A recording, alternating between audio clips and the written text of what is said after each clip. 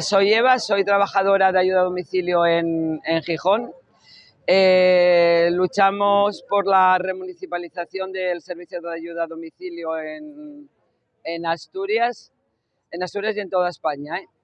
El servicio de ayuda a domicilio es de titularidad pública, por lo tanto debe ser gestionado de manera directa.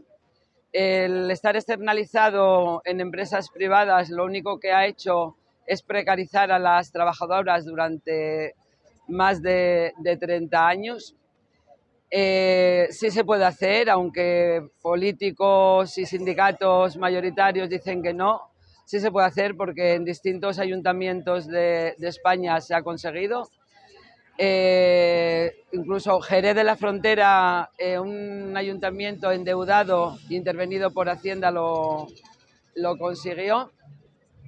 Y vamos, que un servicio de gestión pública que se paga con el dinero de todos no puede estar en manos de empresas buitre, que lo que hacen es quedarse con el dinero de todos los ciudadanos, precarizando a las trabajadoras. Y la lucha seguirá hasta conseguirlo.